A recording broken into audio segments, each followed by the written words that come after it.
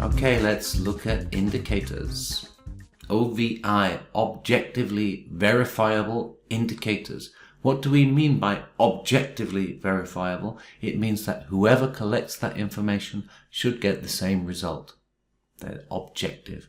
They tell us how those achievements in the narrative summary will be measured. And this comes in the second column, and we have indicators at output, outcome, and impact level. We'll go into much more detail on indicators and monitoring and evaluation later in this course, but let's sum up what we mean by an indicator. It's simple and it's a reliable way to measure achievement of a result and measure progress towards a result. And those results are outputs, outcome, and impact. So we need our indicators at all three levels. Back to Malawi, which is where this case came from, reducing infant mortality through training traditional birth attendants. Here we have the narrative summary on the left. We have our two outputs, our outcome and our impact. What are the indicators? Again, pause and do your very best at this task. If it's unfamiliar, that's okay. We'll have a second task very shortly. But please do your best right now. Pause the video. What are the indicators? What will tell us that those things in the first column are happening?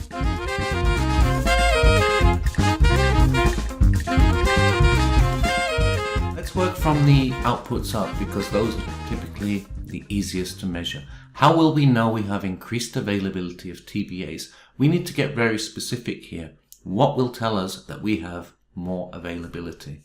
Here we go.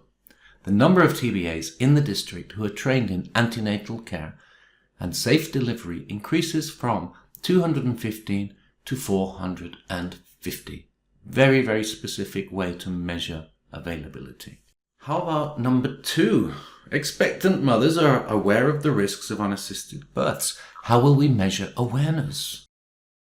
The percentage of women who recognize the importance of seeking support before and during birth increases from 20%, which is our baseline, to 80%, which is our target. Now that's quite an increase.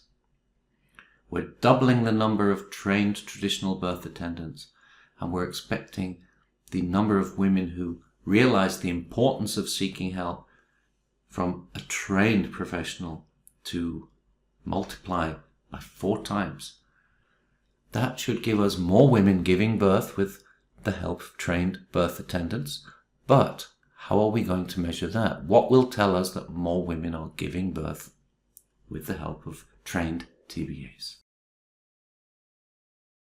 Again, it's a number, it's a direct indicator, and it's saying that the percentage of women seeking births in the district will rise from 37%, current state, baseline, to 60%, which is almost double, by January 2020, which is project end date. So, what will tell us that infant mortality is reduced? The infant mortality rate in the district will decline from, and we're getting very specific here, indicators have to be specific, 54 deaths per 1,000 live births to 43 by December 2022.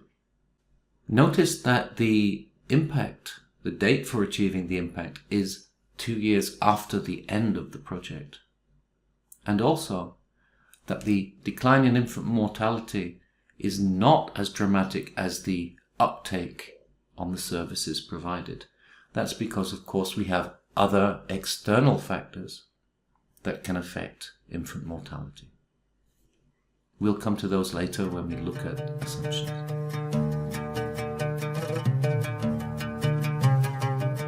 Returning then to the IDP camp. And again we have the same task, and again you will pause and work through this task before we continue. We have our 3 outputs: water and sanitation, reduced overcrowding, increased awareness. We have improvement of living conditions as our outcome and improved health as our impact. What are the indicators? Pause, do the task, and we'll discuss shortly.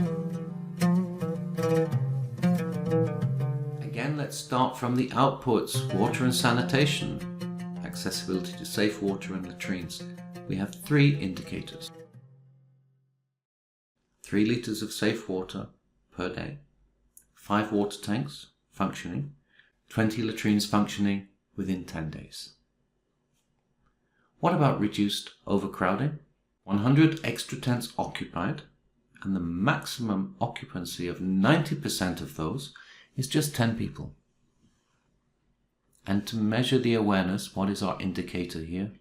1,000 of the IDPs are aware of how to reduce risk of disease from waterborne diseases, poor sanitary practices, and overcrowding. Quite specific. How will we know that living conditions have improved? Within 2 weeks, the entire population of the camp will have access to sufficient safe water, hygienic latrines, and safe accommodation. And what's a way to measure the improved health?